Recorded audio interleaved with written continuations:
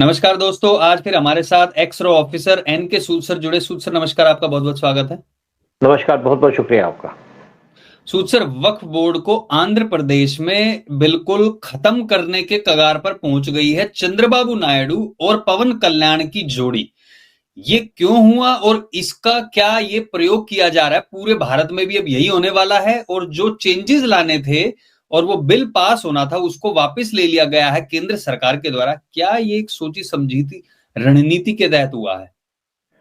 देखिए, मैं ये ज़रूर कहूँगा जो सेंट्रल गवर्नमेंट है या मोदी शाह की गवर्नमेंट है, बड़े सोच समझ के काम करती है। और वक्फ बोर्ड की इन्होंने कमेटी बनाई थी अमेंडमेंट करने के लिए, क्योंकि यहाँ बहुत कपड़े थे। लेकिन उससे पहले हिस्ट्री पे जाते हैं कि वक्फ बोर्ड क्यों बना, क्या जरूरत थी इसको।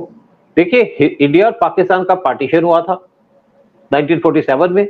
जो मुस्लिम थे उन्होंने पाकिस्तान जाना था और हिंदुओं ने इंडिया के अंदर ये बात हुई थी, क्योंकि ये रीजन के बेसिस पे पार्टीशन हुआ था इंडिया और पाकिस्तान का। जो हिंदू वहां चले गए और कुछ मुस्लिम अपनी प्रॉपर्टी यहाँ छोड़ के चले गए, तो वो तो जाएंगे, तो प्रॉपर्टी तो छोड़ेंगे, साथ तो लेकर ही जाएंगे। लेकिन हिंदू जो वहां पे गए, या तो उनको मार दिया गया या उनको कन्वर्ट कर दिया गया और उनकी प्रॉपर्टियों पे कब्जा कर दिया गया, जो भी हिंदू अपनी प्रॉपर्टी छोड़ के आए। पार्टीशन के टाइम पे जो अंडरस्टैंडिंग थी, जो पहले वहां पे पाकिस्तान के प्राइम मिनिस्टर थे लियाकत अली, उन्होंने कहा हिंदुओं की हम रक्षा करेंगे। लेकिन जब नेहरू से बात करने के बाद पाकिस्तान वापस गए तो उनको मर्डर कर दिया गया। लेकिन इंडिया के अंदर जो मुस्लिम थे जिन्होंने पार्टीशन की बात की थी, मेनली थे यूपी और बिहार के। नेहरू ने पार्टीशन के बाद यूपी के चीफ मिनिस्टर को फोन किया कि आप किसी मुस्लिम को यहां से जाने मत दो, और वो ज्यादा से ज्यादा बैठ गए यहीं पे, यूपी में रह गए। सेम बिहार के साथ हुआ। अगर ये मुस्लिम इंडिया से पाकिस्तान चले जाते तो आज हमारे को ये प्रॉब्लम में फेस करनी पड़ती। उस टाइम पे जितने भी मुस्लिम ठहरे यूपी और बिहार में, उन्होंने वहां पे दंगे किए, उन्होंने मारकाट की और उनकी लॉयल्टी हमेशा पाकिस्तान के साथ रही। जब मऊ के मुस्लिम थे, वो अपना सामान बांध चुके थे, ट्रक आ चुके थे, जा रहे थे पाकिस्तान, तो गांधी जी वहां पहुंच गए कि आप बच जाइए, आप हमारी कंट्री में रहिए, क्योंकि उन्होंने तभी अपना वोट बैंक बना दिया था मुस्लिम को। और गांधी, कोई लोग कहते हैं कि शायद हिंदू तो था नहीं, क्योंकि उनकी हिंदू से कोई सिंपैथी भी नहीं थी, वो हमेशा मुस्लिम को सपोर्ट करते थे। इवन जब 1946 में 15 अगस्त को कलकत्ता के अंदर रॉयट्स हुए, क्योंकि जिन्ना ने वहां के चीफ मिनिस्टर से कहा, वो जो मुस्लिम था, कि यहां से हिंदुओं को भगा दो ताकि हम कलकत्ता को पाकिस्तान के साथ मर्ज कर सके, क्योंकि एक बड़ी इंपॉर्टेंट सिटी है कलकत्ता। तो वहां पे रॉयट्स करने शुरू कर दिए, हिंदुओं को काटना शुरू कर दिया। 15 अगस्त को उन्होंने मस्जिद से ऑर्डर किया, सारे अपने हथियार लेकर क्या गए, हिंदुओं को मार दिया, क्योंकि हम तो तैयार नहीं होते। तो जो मुस्लिम लीग थी वो मुस्लिम को सपोर्ट करती थी, लेकिन हिंदुओं को जो सपोर्ट करने वाली पार्टी थी कांग्रेस थी। लेकिन कांग्रेस ने हिंदुओं को सपोर्ट नहीं किया। तो गोपाल पाठक की आपने हिस्ट्री सुनी होगी। गोपाल पाठक नाम का आदमी जो वहां पे मीट की दुकान थी, पहलवान था, वो परेशान हो गया कि 2 दिन से हिंदू कट रहे हैं, तो लड़कियों को उठा ले जाते हैं। मुस्लिम का तो खास काम है लड़कियों को उठाना, क्योंकि ये तो सेक्स के पीछे भागते ही रहते हैं, आपको पता ही है। बच्चों को मार दिया। तो उसने 200 अपने पहलवानों को इकट्ठा किया। जब मुस्लिम उनकी कॉलोनी के अंदर आए तो उन्होंने उनको मारना पीटना शुरू कर दिया, काटना शुरू कर दिया। लेकिन उन्होंने कहा किसी की लड़की को या लेडी को छेड़ेंगे नहीं, या उस पर टच नहीं करेंगे, बच्चों को भी नहीं मारेंगे। ये दिन 3 दिन 2 दिन तक तो हिंदू कटते रहे। उसके बाद फिर हिंदू मुस्लिम दोनों कटते रहे। फिर उसके बाद 3 दिन तक मुस्लिम को मारते रहे हिंदू, कोई और मुस्लिम भी ज्वाइन कर लिया। एक जैन था वहां पे जिसने इनको पैसे दिए, हथियार दिए, तो इन्होंने उनको काटना शुरू कर दिया। जब मुस्लिम बनने शुरू हुए तब गांधी जी जाग गए, और गांधी जी कहते हैं यहाँ पे पीस हो। आपने अगर गांधी पिक्चर देखी हो तो गांधी जी वहां पे भूख हड़ताल पे बैठ गए थे, यहाँ पे रॉयट्स को खत्म करने के लिए। लेकिन गोपाल पाठक अपना काम करता रहा, जो हिंदू उसके साथ थे वो भी काम करते रहे, और मुस्लिम को जितने हिंदू मरे थे उससे 3 ज्यादा इन्होंने मुस्लिम मार दिए। उसके बाद वहां पे चलो पीस हो गई। लेकिन इनकी जो गांधी की जो लॉयल्टी थी पाकिस्तान के साथ थी। नेहरू भी पाकिस्तान का लॉयल था। जब पार्टीशन आपके रिलीजियस बेसिस पे हुआ तो उनको जाने दो वहां पर। आज आप देखिए पाकिस्तान के अंदर पहले 18% हिंदू थे, आज मुश्किल से 2% रह गए। बांग्लादेश के अंदर आप हाल देख लीजिए कैसे हिंदुओं पे अत्याचार किए जा रहे हैं। बांग्लादेश बनने के बाद वहां पे 20% हिंदू थे। पहले तो पाकिस्तान की आर्मी ने 1971 में 30 लाख हिंदू और कुछ मुस्लिम को वहां पे मार दिया था।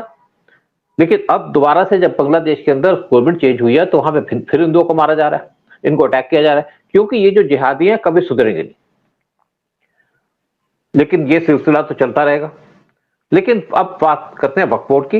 लेकिन इसके ऊपर ये कहा जाता था कि नायडू वक्फ बोर्ड को सपोर्ट नहीं करेंगे, जो कमेटी बैठी है उसको सपोर्ट नहीं करेंगे, और ये बात बड़ी चल भी रही थी। लेकिन जिस तरीके से नायडू ने ये स्टेप लिया आंध्र प्रदेश के अंदर, वक्फ बोर्ड को डिसॉल्व कर दिया, कोई भी रीजन हो, लेकिन एक पहला स्टेप ले लिया उन्होंने कि वक्फ बोर्ड की जो कमेटी है उसको डिसबैंड कर दिया। और इसके पीछे मतलब यह है कि वो भी एग्रीएबल नहीं थी कि जो वक्फ बोर्ड के अंदर हो रहा है। और इसके पीछे जो मेन इन्फ्लुएंस है या मेन हाथ है वो है पवन कल्याण का।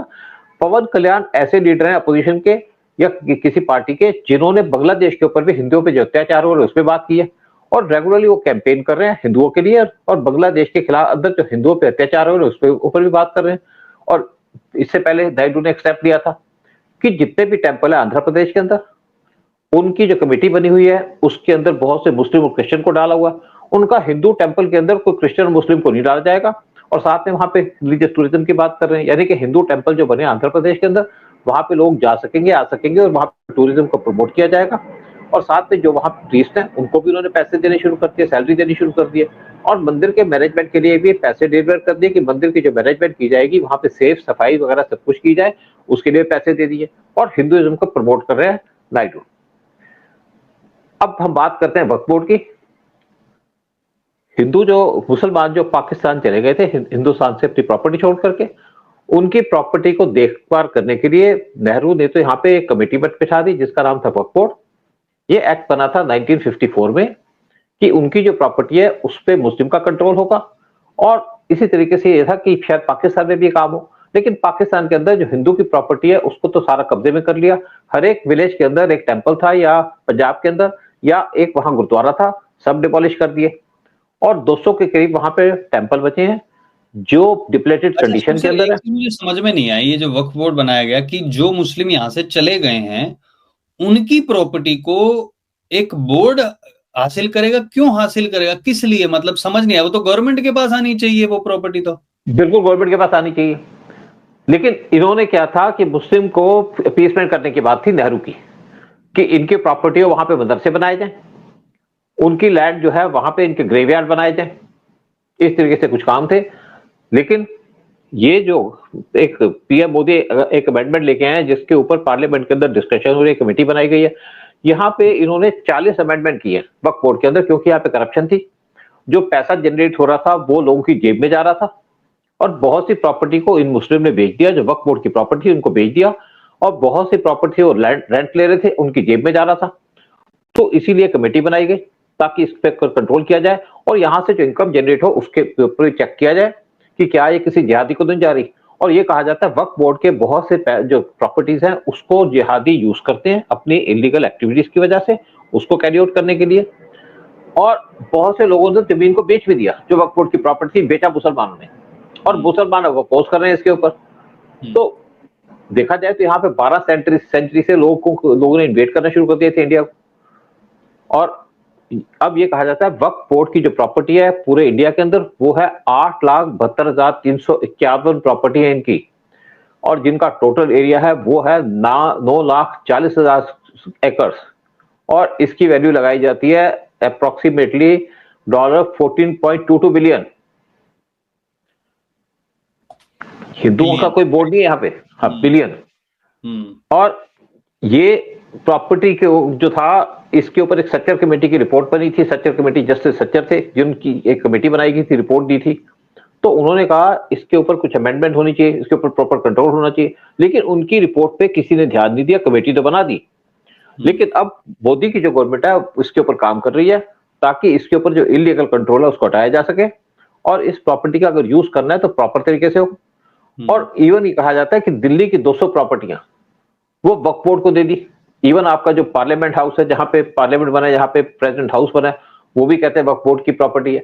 और इवन जो अंटालिया जो बॉम्बे के अंदर अंबानी का घर है उसको भी कहते हैं वक्फ बोर्ड की प्रॉपर्टी। आपने देखा होगा एक वाराणसी के अंदर 115 साल पुराना स्कूल है, उसको भी वक्फ बोर्ड इस टाइम पे अपनी प्रॉपर्टी क्लेम करता है। और बहुत से गाँव के अंदर जो लोगों की जमीन है, एग्रीकल्चर लैंड है, उसको भी क्लेम करता है, क्योंकि ये तो किसी में भी हाथ डाल देंगे, ये हमारी प्रॉपर्टी है। और इसको हमारे एक जिहादी सिपाही हैं दिल्ली के जिनकी आप फोटो देख रहे हैं, ये भी इनको सपोर्ट करते हैं, क्योंकि इनका तो काम ही ये है हिंदुओं को टारगेट करना, मुसलमान को प्रमोट करना, और इसी चक्कर में दिल्ली के सीएम बन गए, इनको ये लगता है। लेकिन अब इनकी गद्दी जाने वाली है बहुत जल्दी। तो यहाँ पे जो गवर्नमेंट की प्रॉपर्टीज हैं डीडीए की प्रॉपर्टीज हैं उसको वक्फ बोर्ड अपनी प्रॉपर्टी कहता है। और यहां पे जो 13,000 प्रॉपर्टीज हैं जिसको वक्फ बोर्ड क्लेम करता है वो इस टाइम पे लिटिगेशन के अंदर हैं। और 4,35,000 प्रॉपर्टीज वो कहते हैं इसके तो हमारे पास पेपर नहीं है, ये तो कमिट कर लिया। और ये बात इवन आपके तो ओवैसी ने कहा था ना, जो मतलब कि 80% से ज्यादा जो प्रॉपर्टीज हैं उसके पेपर नहीं है। ये तो उसने खुद कहा था कि आपकी मस्जिदें छिन जाएंगी, आपके घर छिन जाएंगे, कल को आके आपके दरवाजे पे खड़े हो जाएंगे क्योंकि इस 80% के दस्तावेज नहीं। अगर दस्तावेज नहीं है तो वक्फ की प्रॉपर्टी कैसे होगी सूद सर? वो ये तो देखो ऐसा है ना, इनका तो राज चलता था मुसलमानों का। मोदी की गवर्नमेंट आने से पहले तो इंडिया के अंदर मुसलमान का राज था, हमको तो पता ही नहीं था। आपने देखा होगा इवन दिल्ली के अंदर देखते थे किसी सड़क के ऊपर एक इन्होंने चबूतरा बना दिया, उस पर फूल रख दिया और एक मौलाना बैठ जाता था वहां पर और उन्होंने कह दिया हमारी प्रॉपर्टी है। इवन जो दिल्ली के अंदर रॉ की प्रॉपर्टी है, जो रॉ की बिल्डिंग है वहां पे, उसके बाहर इन्होंने एक चबूतरा बना दिया था और किसी की हिम्मत नहीं थी कि उसको हटा दे। और वहां से रॉ को डर भी था यहाँ पे कुछ पाकिस्तान के लोगों की एक्टिविटी चल सकती है, एंटी इंडिया एक्टिविटी चल सकती है, स्पेशली एक सेंसिटिव ऑर्गेनाइजेशन है रॉ, उसके बाहर बना दी थी property. Even Delhi high court के अंदर एक प्रॉपर्टी बनी हुई है जहां पे एक मस्जिद बनी हुई है और वहीं से टेररिस्टों ने अटैक किया था, दिल्ली हाई कोर्ट के अंदर बम ब्लास्ट किया था। रेलवे स्टेशन पे उन्होंने कब्जा कर लिया कि रेलवे स्टेशन वक्फ बोर्ड की प्रॉपर्टी है।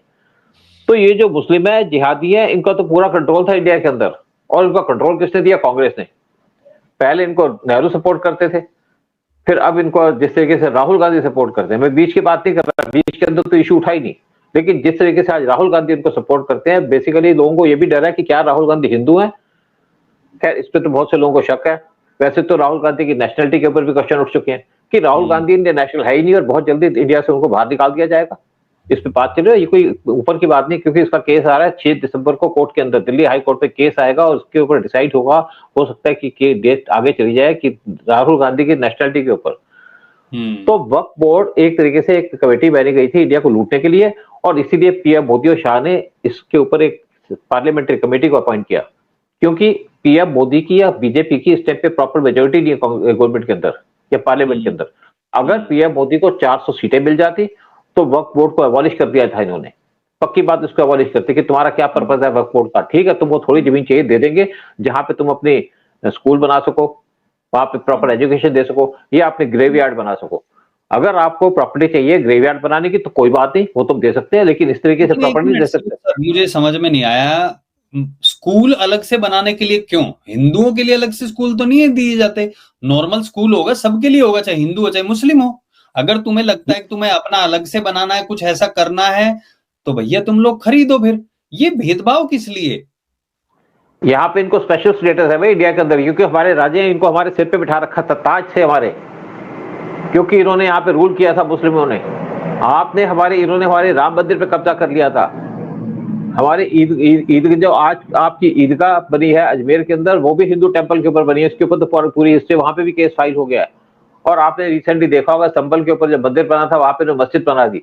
इवन मैं आपको बता दूं, इंडिया के वाइस प्रेसिडेंट थे अंसारी साहब, अंसारी का एक स्कूल चलता है यूपी के अंदर जहां पे मतलब पढ़ाते हैं, वो इस्लाम पढ़ाते हैं वहां पे, और वहां पे हिंदुओं को वहां भर्ती किया जाता है, हिंदुओं को भी इस्लाम पढ़ा करके उनको कन्वर्ट करने का काम किया जाता है। ये उनकी वाइफ चलाती है यहाँ पे।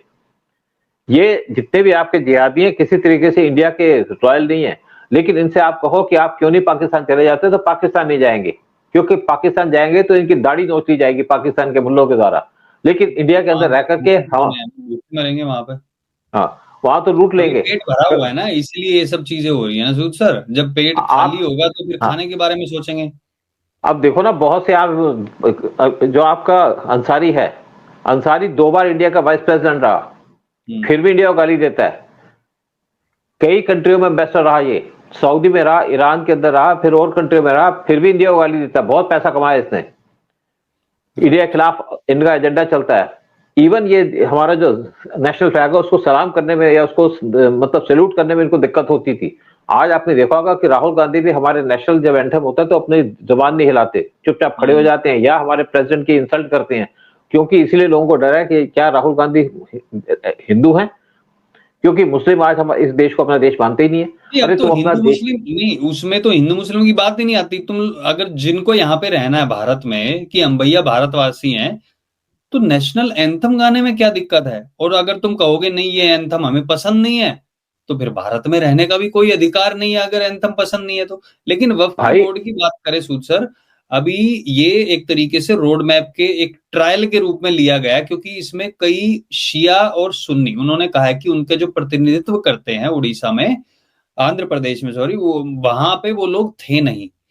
तो आई थिंक शिया कमेटी जो एक आवाज उठा रही थी और वो कह रही थी कि ज्यादातर इसमें सुन्नी वाले हैं, सुन्नी मुसलमान, और शिया की भागीदारी नहीं है वक्फ बोर्ड में, तो हमारे लिए भी एक बोर्ड बनाया जाए। तो ये एक ट्रायल है। लोग कह रहे थे कि इसको डेमोलिश नहीं करके, इसको बिल्कुल स्क्रैप नहीं करके वक्फ बोर्ड को भारत सरकार पीछे हट गई है, लेकिन ये तो ट्रायल हो गया एक तरीके से। अब तो पूरे देश में ये लागू हो जाएगा, मुझे लग रहा है, जैसे बिल्कुल। कि बाकी चीजों पे काम चल रहा है। देखिए, जहां हिंदुस्तान के अंदर जो सुन्नी बैठे हैं, ये तो पूरा कंट्रोल जमा के बैठे हैं, शिया को तो भागीदारी है ही नहीं यहाँ पे। इवन योगी के आने से पहले लखनऊ के अंदर राइट्स होते थे शिया सुन्नी के, और शिया सुन्नी को छोड़ो, यहाँ पे तो एमडीएस भी है, यहाँ पे बोरा कम्युनिटी भी है, वो भी तो मुस्लिम है, उनको भी इस कमेटी में आना चाहिए, वो भी पार्ट इस कमेटी के।